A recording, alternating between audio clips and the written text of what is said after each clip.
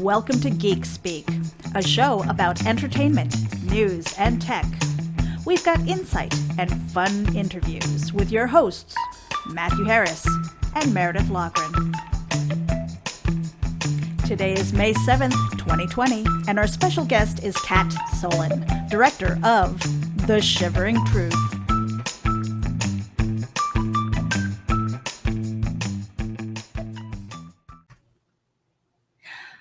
All right. Hello, everybody, and welcome to Geek Speak. I'm Meredith Loughran with my co-host, Matthew Harris. We are with GeekInsider, and this is powered by NSC Live TV. Today, we have a very special guest, Cat Solen. And if you don't know her name, then you might be familiar with the show, The Shivering Truth. It is a show that seeks to access the unconscious mind with this stop-motion anthology of dark comedy. It tackles life, death, and human nature through daymares, dream logic, and emotional parables. And with that, I am going to bring Cat Solen into the screen. Hi. Hello. Hi. How was that for an intro? I love that. That was really nice. Thank you. That's a perfect description of the show. Well, I have to admit, I have never actually watched the show before last night. Matthew sent me the link, and I have to admit, I felt like my brain needed a shower afterwards. It was just really weird. You know, it was like, what am I watching? And then I had to research a little more and go, okay, daymares, I get that. You know, this dream logic. I was like, okay. So I had to maybe I had to get a little bit in the mindset before I actually watched it, because I was like, what in the heck? Did you also watch, was it episode 201 first? Was it the Burn Earner? I watched both. That's what I watched first. I watched 1 and 2. Yeah. And I was just like, I don't want to give away too much. I don't want to give away too much, because if you've never experienced this, I highly recommend that you do, just for like that alternate reality type of experience. And I watched it sober, so I don't know. I don't know how you did that. Season 2 premieres this Sunday night, and on Adult Swim, folks. And that's May 10th, right? Yep, May 10th, right after Rick and Morty. And so y'all can check that out on Adult Swim. And I was in the same boat, Kat. I hadn't seen it before. We got the press release for season 2. I'm usually not up that late at night on a Sunday night. And so I went and I watched it, and I explained it to Meredith. I said, this is kind of like Rod Serling's Night Gallery. What did I say? Night Gallery. Doggone it. I had it in my head a minute ago, and now I lost it. But it's like Night Gallery. He does that. His brains are falling into his beard. Maybe that'll be another episode. Yeah. But, you know, Night Gallery Creep Show meets Robot Chicken and Team USA. You did say that. Yep. And, you know, and I have a very weird sense of humor. I love new storylines and different ways of thinking, and so it was definitely right up my alley. That's why I jumped right on it when Tyler had emailed me. I was like, hey, wait a minute. He gave me a little description and blurb, and I was like, okay, this is right up my alley. And I know, you know, some of our quite a few of our audience members are definitely going to love it. It is available. Season 1, guys. I've seen it on Hulu. Meredith said it was on Sling. It's on Sling. Yep. And so you can check out season 1. These are, I like to just call them micro episodes, because they're like 15 minutes, like Robot Chicken. And so you can binge watch the whole season in just, you know, not even a half a day. But Kat, how would you describe the show in your own words? Before she goes into that, I want people to know who she is. So if you could introduce us to you and tell us a little bit about yourself and maybe how you fell into this project. Well, I've been directing music videos and commercials for a long time, many years. And I have a lot of mutual friends in the entertainment industry who do TV shows and movies and things. And Vernon and I met through one of those friends, and he created the show. And we kind of like spent a lot of time figuring out what kind of stuff we liked to make before we decided to make something. And then he wrote the scripts for the first season, and we decided to do it. So that's kind of how that happened. Like, it really just a mutual friend telling us that we should work together, and we were like, yeah, let's work together. I sort of I direct the show, and I executive produce the show, and I love it. I think it's really I love making it, and I love people's reactions to it. Yeah. Yeah. So if I was reading the credits correctly, you are under animation director. No, well, I also animation direct it. But I direct the show and I animation direct the show. Yeah. Mm-hmm. A lot of times those are two separate jobs. So a lot of times there's the director, and then there's an animation director who is more of an on-stage, working just with the animators and the camera crew, and on blocking and on kind of rigging and puppets and things like that, and performance. And so I do that as well as the directing the fabrication of it, and the production design, and the art direction. Yeah. Right. I know a really good art director, though. Yeah, it takes a team effort, let me tell you, because I saw some of the behind the scenes clips, and it was really, really cool. I will get into that, but I kind of interrupted Matthew. I'm sorry. Did you have a question before I go on? No, you're fine. You're fine. And you know, you know how I am, Mare. I always forget everything, so I have no clue what I'd ask. But doing the stop animation stuff, that to me is a dying art form. I grew up with it. I don't know how old you are, but the Christmas specials had the stop animation, and yeah, I just loved a lot of those kind of things. And so that was an aspect that came to kind of had that nostalgic feel for me. Yeah. How is it different doing the directing of that as opposed to a music video? Is it more extremely hard, or is it easier? So I do live action and stop motion, and I do like crossover stuff that has like a hybrid. And I would say stop motion is probably the hardest form of filmmaking you can possibly do. And it's because it's not only animation, which is extremely hard, in that it takes a lot of time and a lot of people and a lot of coordinated effort. It also is hard because you not only are, as with 2D animation, you design everything and you animate everything. You're doing that, but you're also rebuilding everything as well. So it's a huge crew of people, very, very talented and specialized kind of skill sets are involved.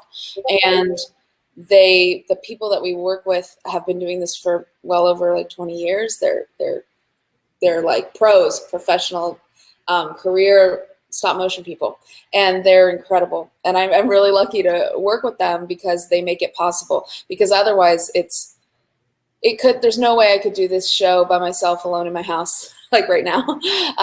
You definitely need a full crew of people working around the clock very closely, doing work that you can't find tutorials on the internet on how to do a lot of this stuff. So it's Right. kind of skill sets that they've adopted through years of experience. So I would say in that regard, it is hard, but it also, something I love about stop motion is you end up making, you have to make an animatic in order to do anything in stop motion, where you do all your storyboards ahead of time for the episode. First you start with the radio play, then you do all your storyboards to the radio play, and then you cut your animatic, which is a version of the episode that is all hand drawn with the radio play on it. And that has, in our show, we make sure that has every single tiny detail you can possibly imagine the episode is going to have in it already, and we don't change it after that. It's locked, and that's what we make. And so the drawings are very detailed. That process of cutting animatics takes a really long time because it has to be exactly what we want. And Vernon and I, that's like our number one time when we're really diving into the show and making sure we get everything in there we can possibly expect or hope for, because after that we have to somehow make it happen. And that's a big huge part of it.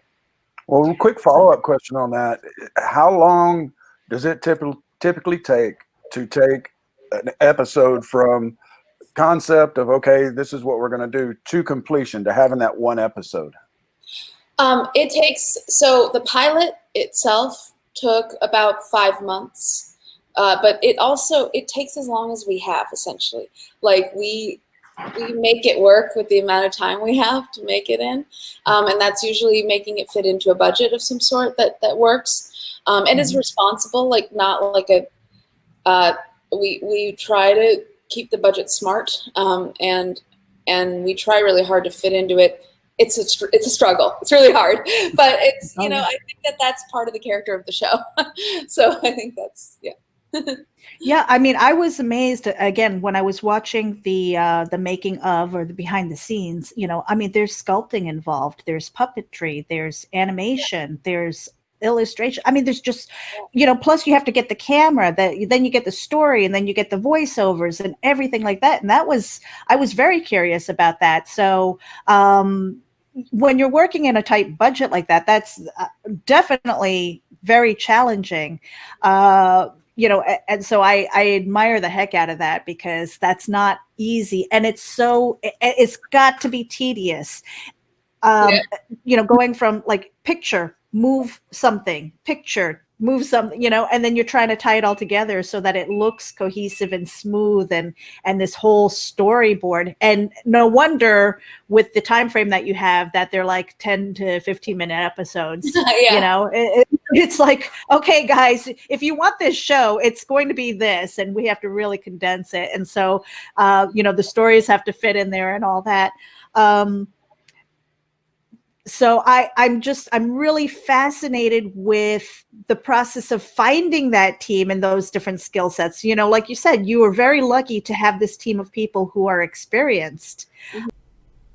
We'll be back right after this. We'll be back right after this. Check it out. MobileEdge.com has award-winning products with innovative features and contemporary, edgy designs that empower you to look sharp and travel smart with your mobile tech. Your beloved, not to mention expensive gaming gear and mobile tech devices are an extension of you, so give them the protection and style they deserve wherever you go. Find them at MobileEdge.com and protect your tech with Mobile Edge. Bring it on. Hey Geek Insiders, Mobile Edge has a special coupon code for our dedicated listeners. Get 25% off your Mobile Edge gear using coupon code GEEK25. That's GEEK25. Geek out. I'm really fascinated with the process of finding that team and those different skill sets. You know, like you said, you were very lucky to have this team of people who are experienced. Was it just people that you knew already in the field and say, hey, I've got this crazy kind of project? Or were you like, dude, I got a favor, you owe me? You know? So we've worked with the network to decide which production companies to work with on the show, but the people that we end up hiring, our crew, they are like either people I've known through the years, people I've been dying to work with through the years, people that I know through friends that I've worked with through animation and stop motion through the years. There's a lot of them, and each time we've done it, when we did the pilot, between the pilot and the first season, we had almost double the crew, but a lot of the same people came back from the pilot to the first season. This season, it landed right on a time when there's a lot of other stop motion productions happening in Portland, and their films, and so they're longer term jobs. So a lot of the crew was already working on those shows. So I got to work with a bunch of new people on this season that just blew my mind. Like I can't believe I didn't already know them and already work with them. And I am so grateful and surprised like that we pulled this off, like with only a few people still from the first season. But having those people was a gift too, because they helped us figure out exactly how we were going to make the second season work. So that was a big deal. We also, I think I should say, like have about 15 stages running at one time, and we have about 12 to 13 animators, and ideally they're always all working, and you're just keeping them busy and giving them shots to do. But setup takes a lot of time. So there's a big coordinated effort on the producing side to make sure that we always have sets that are ready to be shot, and we always have puppets ready, and everything's set up and ready to go for the animators to fill that time. And the production team on this season is just like so stellar. It's a production company called House Special, and they just super pro, amazing at just making sure that we got this show done. And I can't believe what they helped us do. So now I feel like I owe them lots of favors. They're going to be calling you like, Cat, you owe me. Big. Yeah, yeah, I would die to work with them. Now they can use this as proof. Cat, you even said you owe us. Exactly. This is set in stone. Yeah.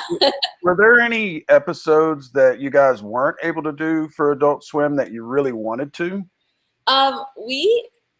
We have some little storylines that we've been holding on to for the right moment. But for the most part, these scripts are exactly what Vernon writes. So we pretty much just try to pull off this crazy scope and make it work. And that's, I think, a big part of the character of the show is the, trying to fit something so big into something that we can actually do.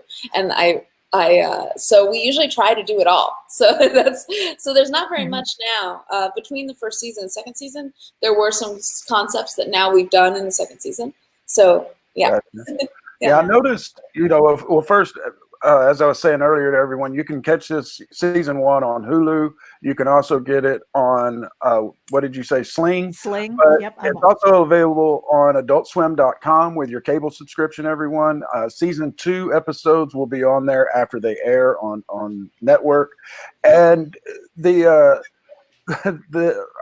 just did it again. I had a question and I had it right there on the tip. I do that all the time. It's okay. And it gets worse the older I get. But go ahead, Meredith. Well, I was going to say, Matt and I, we kind of have this off sense of humor, and my personal reaction would be if I saw the script for the pilot, I would have been like, what the heck is this? What was your reaction when you first saw that? Do you mean the logo? Or do you mean no, not the logo. I meant the script. The script for the first time. Like, what am I going to do with this? Okay, so for me, as a director, my favorite thing in the world is to work with writers that write things that you really have to figure out how to shoot it. You have to figure out the best way to make it. And if it's really clear, like when a script is really traditional and doesn't push at your perception at all, I'm not as interested in it.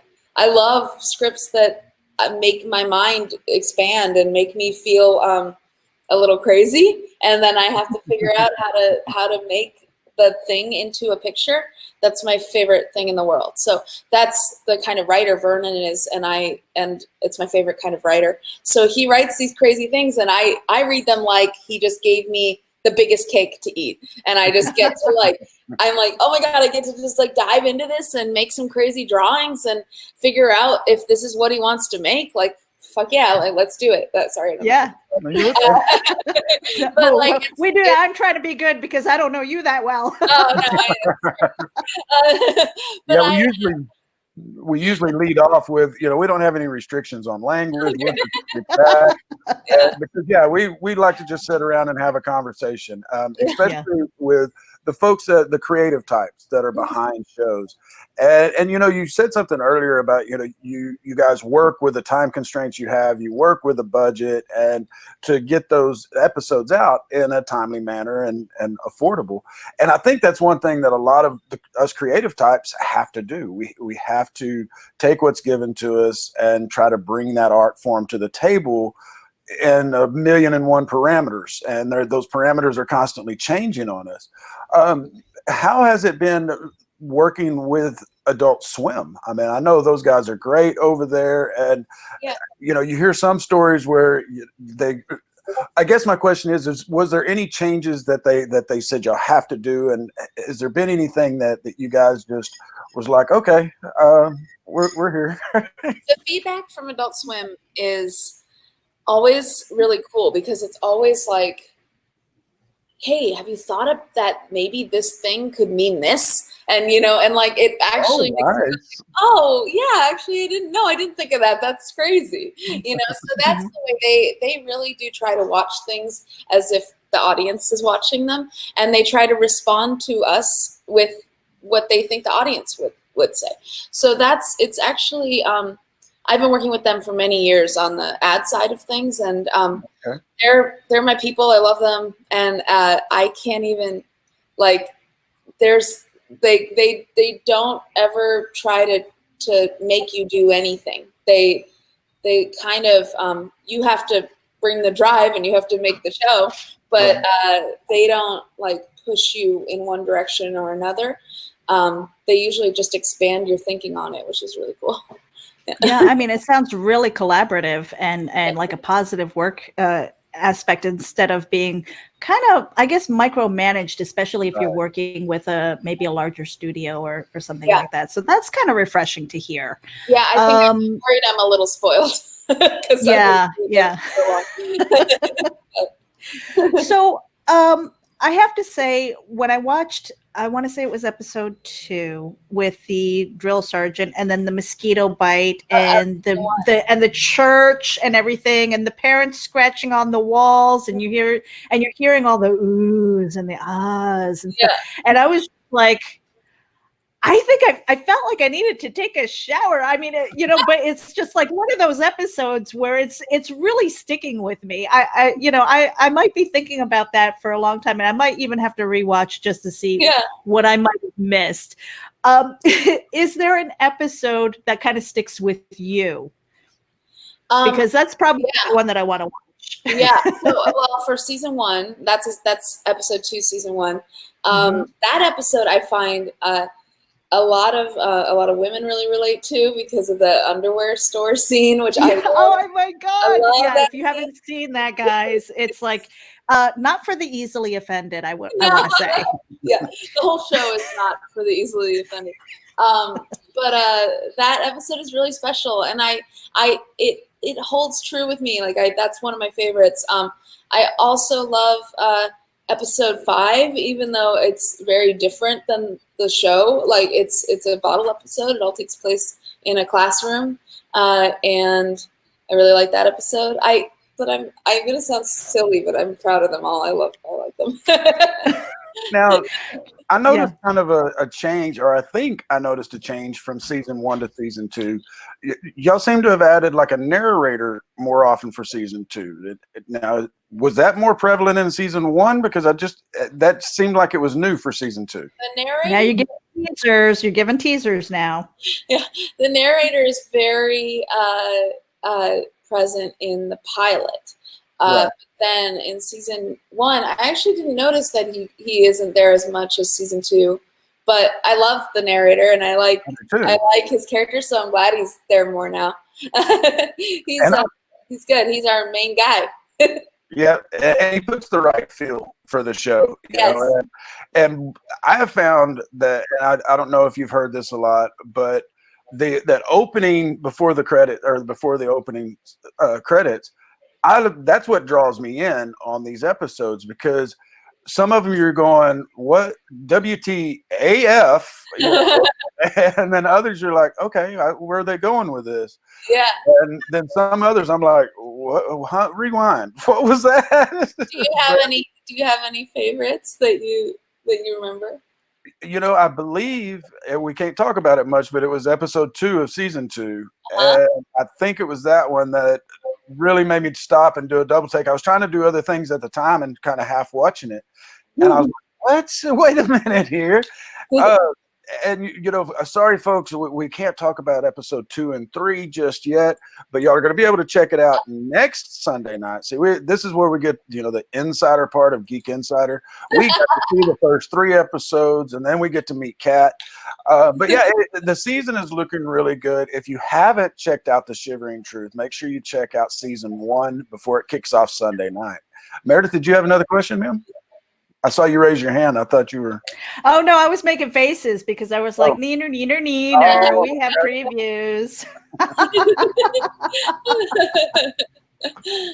No, I just love the creative process of it. And again, it's just so off base and not what I was expecting. And again, I probably should have read kind of what the show was about, with the dream, with the daymares and things like that, because I totally get that.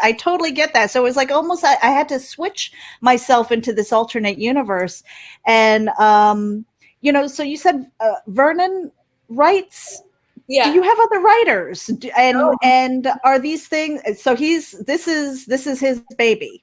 Yes. Yeah. Okay. Yeah. And so he's like, he's been doing this forever, and he's really good at it. And yeah, he writes all the episodes himself, and then we expand them out in the animatic process. Yeah. Now, has the pandemic, what we call the worldwide pause, has that affected any future production plans, or did it affect the season? So for us, we just finished it. So I feel really lucky that we finished on time. There are a lot of stop motion productions that are on hold right now, and I really hope they get to. They're working from home, but there's only so much you can do in stop motion working from home. So I don't know. I hope they get to start back up again really soon. There are really some really cool movies coming out, and it's a lot of the same crew that I work with on Shivering Truth, and I'm so excited for them for these films. So I really hope that they get to like get back to work soon. The projects I have some live action projects that I'm developing, and they're kind of in pre-pro type world, and that's stuff I can do now. So that's nice. Yeah, we have a lot of friends who are writers, whether it's in film, comic books, just authors of traditional or non-traditional books. And, so a lot of people, whatever you can do from home, they're finding that, what I call the great pause is, they're really taking the time to write as much as possible, throw down some ideas and things like that. Do you find that you are more creative now and maybe more efficient of your time, or are you kind of like waking up in the middle of the night with the potato chip bag on your chest, watching, what I mean? For me, it's one day's different. Every day is different. So there's days where I'm like, I'm gonna make a painting today, and I'm gonna write an outline today, and I actually do it. And then there's days where I can't bring myself to do anything at all. Yeah. And I try to use those days to read and take things in or watch movies. And there's a lot of really good stuff to watch right now. So, and that, I always like when I talk to like schools and stuff, like as artists and as filmmakers, you can never watch too much stuff. You can never read too much stuff. You can never listen and see too much art. So I try on the days when I don't feel like it myself to take in as much as I possibly can. So that's been my approach to dealing with it. I wish I could be more productive than I am, and I'm sure all of us kind of feel that way right now. Yeah. Well, Kat, with the downtime and those days that you didn't feel like doing nothing and you're watching movies, this is a way that I have gauged it. Did you get bored enough to binge watch all of the Tiger King? I didn't finish it. I did watch most of it. Yeah, so yes, almost. I got sucked in, and that was like a train wreck. But it's really intense. Yeah. It is. I'm not doing it. I haven't watched it. I'm afraid to start because I know myself. I get obsessed with stuff like that. Yeah. Yeah. I mean, it's definitely it's definitely like people you don't see on camera very often. So that's nice to see. Yeah. Right. Yeah. You mentioned that you had some other projects in the works. Is there anything that you can share with us that you've got going on? They're all really early stages, but it's also all changing because of this stuff. But I want to do live action movies, and so I have a couple of live action films that one I'm developing with a production company right now, and we're on the second draft of the script. And then I don't know, Vernon and I are talking about some other stuff that we could do together, and we'll see if it's more Shivering Truth or if it's something else. Well, going back to the process with the stop animation and everything, in my head, I'm thinking, why not go CGI or all illustrated and things like that? Why this seems like a harder road to go. And as Matt had said earlier, it was almost like a dying art with the stop animation. I personally hadn't really seen a lot of it since what was that show, Davy and Goliath, I think, the claymation and stuff. Yeah, that's I mean, seriously. So it just felt, I hadn't seen it in so long, and it felt like a dying art, and I was almost feeling nostalgic about it. So I'm really glad to see it coming back. Yeah. But what was the process of saying, let's do this? Because it seems a lot harder than sending it off to an animator. So I've always done like animatronics and stop motion type stuff. So that's kind of what people come to me for. I also do live action, like I said, but most of my stuff I get is stop motion and is like animatronics or like just really heavily art directed stuff. So for me, it was that Vernon and I wanted to do a stop motion show. We kind of conceptualized this to be like the most stop motion show ever, trying to like push the envelope of what stop motion can do, like as far as you possibly can. And so that was a big part of it for us, is we wanted to do something, and also do something that you could only do in stop motion, sort of, you know, like with all the different sets and all the different puppets. It would be insanely. It's expensive enough to make in stop motion. It would be insane in live action. So that was a big part of it. I really feel like audiences, when they can tell that something really exists in the world, it's still, even after all the really good CG that exists, I feel like there's an innate sense or animalistic sense that we get, that we just know, we get a good feeling in the back of our head that tells us that that thing is a real thing that exists in the world. Yeah, you can touch them. I'm gonna show you. I have a puppet from the pilot. That was oh wow, we'd love to see that. Yeah, is this the? Yeah, and I might be putting you on the hot seat too, because I'm going to ask when you were optioning that out. Oh, Okay. that's the blind girl from the pilot. She's got her little shoes on. Oh wow. Yeah. And you got her in a box. Yeah, I would have her up on the. I need to put her on. I need to display her. So I am going to put you on the hot seat here. And when you had this idea and you were trying to option it out, was Adult Swim your first choice, or first and only choice, or? Yeah, they were our first and only choice. Oh wow. Vernon has worked with them in the past, and as have I, and it's kind of how Vernon and I met, was through Adult Swim. So we knew we wanted to do it with them. And that's really nice. Yeah, we knew it also is a show meant for adults. I don't know where else would show this show. That's true, guys. Yeah. If you guys are watching this and you watch it, and you watch The Shivering Truth, trust me, leave,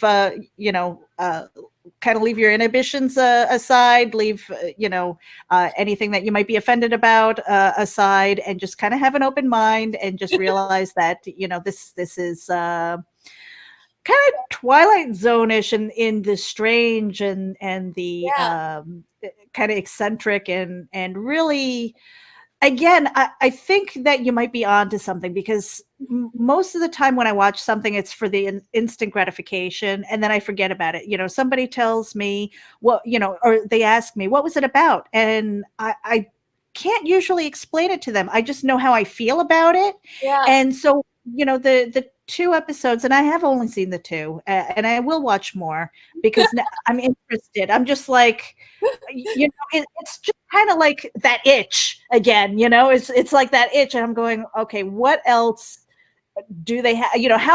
Exactly how warped and how much are they pushing the envelope here?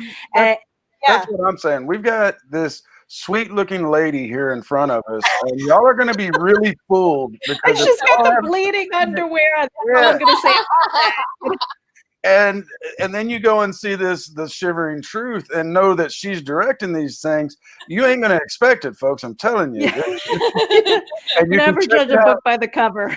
You can check it out this Sunday night after Rick and Morty on Adult Swim. Kat, after 2 years of doing this show, have you started having any episode ideas or any kind of inkling towards collaborating with him on writing? We always have little things that we talk about. So, when we first started conceptualizing what we were going to make, we would send each other all kinds of image references and songs and art that we loved and other films we loved. So I would say even just in these, a lot of just me saying I love certain things, Vernon, there's stuff in there for me that he writes knowing that I would want to make that. So that's a big part of it. So I would say there's a little bit of me in there all the time, no matter what.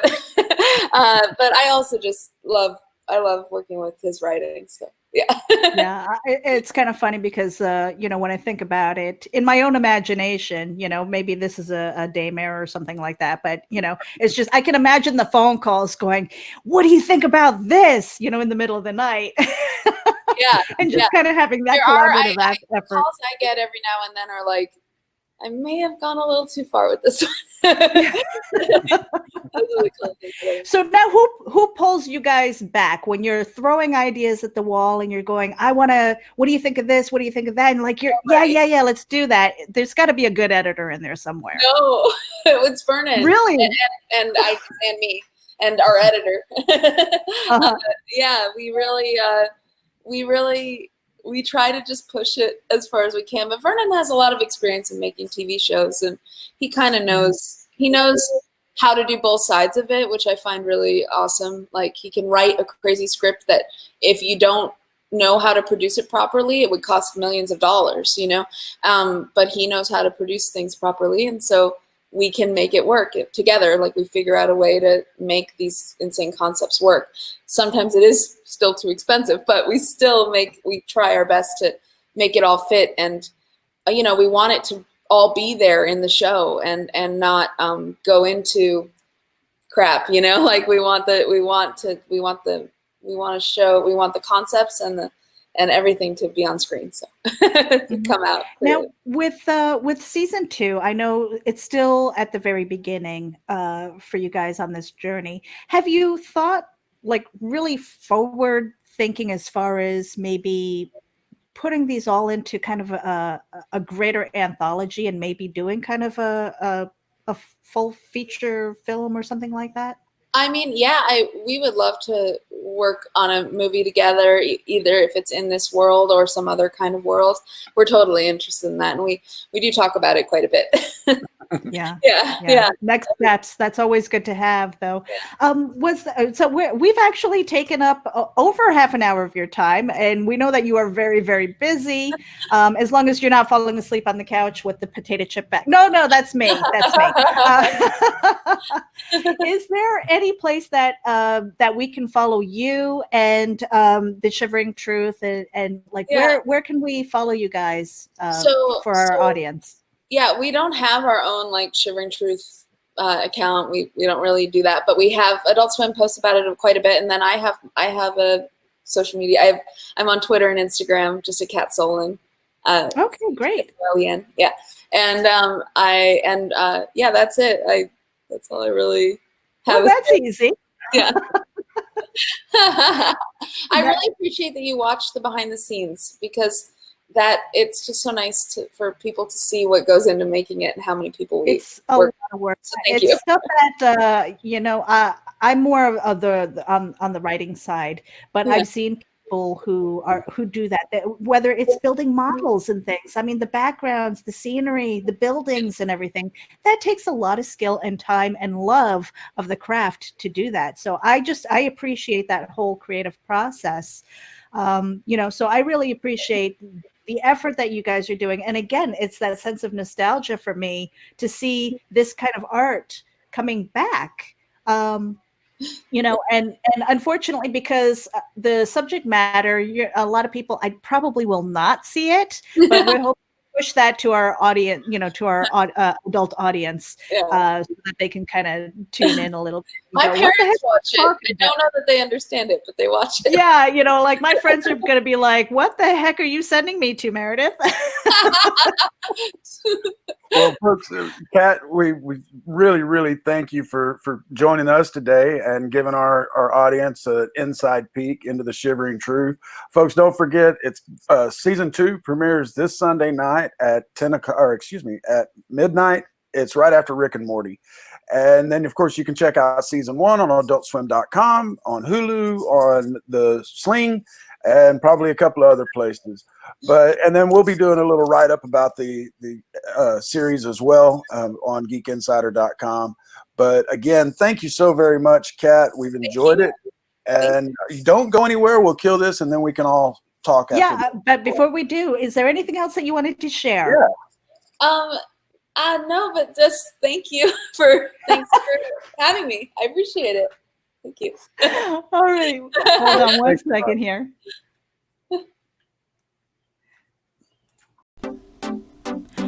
Thank you for tuning in to Geek Speak. This is a Geek Insider production powered by NSC Live TV. To be part of our show with sponsorship and advertising opportunities, contact advertising at geekinsider.com. Once again, that's advertising at geekinsider.com. Hit the subscribe button and share it out to your friends, because if you don't, you might have to turn in your geek card.